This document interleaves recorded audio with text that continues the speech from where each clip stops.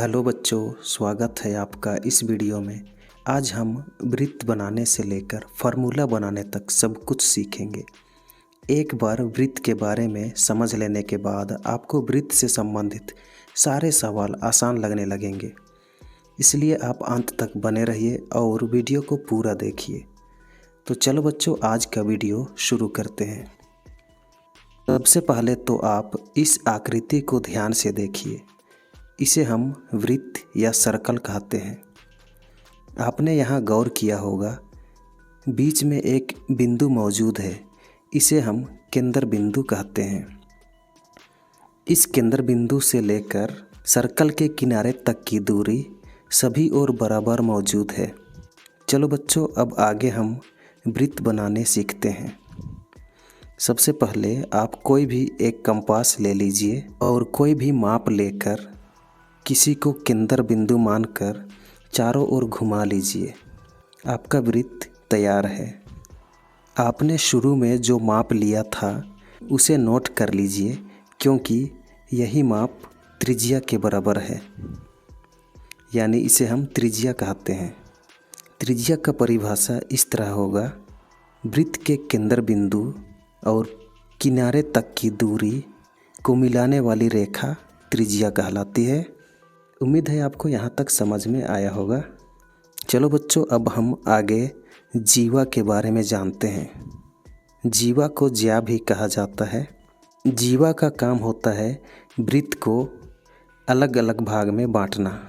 यानी आप यहाँ देख सकते हैं, कोई एक जीवा वृत्त को दो भागों में बांटता है। यहाँ मैंने बहुत सारे जीवा लिए हैं, लेकिन आप इतना जान लीजिए कि जीवा जो है वृत्त को दो भागों में बांटता है। अब इसी बटे हुए भाग को ही हम वृत्तखंड कहते हैं।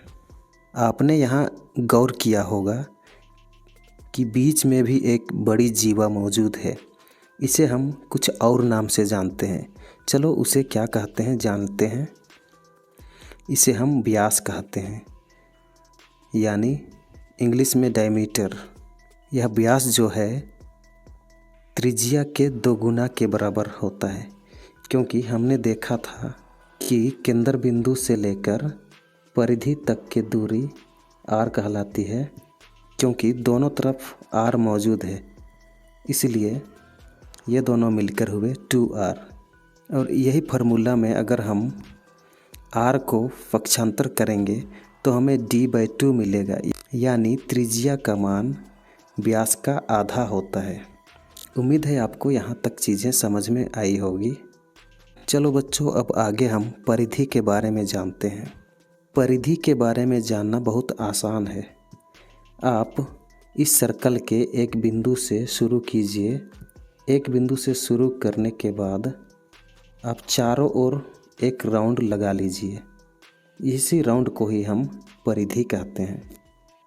परिधि का फार्मूला होता है 2πr, यानी हम इसे पाई डी के नाम से भी जानते हैं, यानी कि d का मतलब हुआ 2r।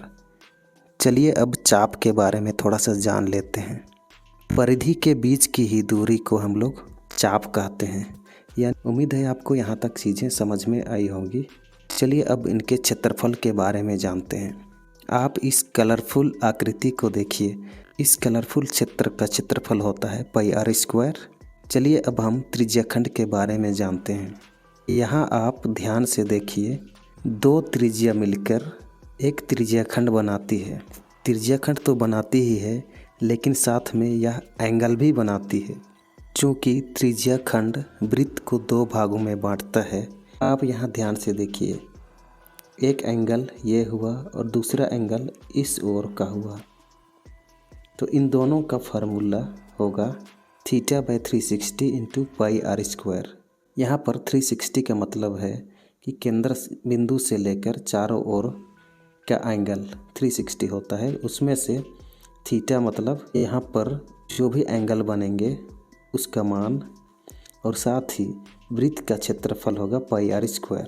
क्योंकि हमें एंगल के भाग का क्षेत्रफल ज्ञात करना है, इसलिए हमें θ/360 × πr² लिखना होगा।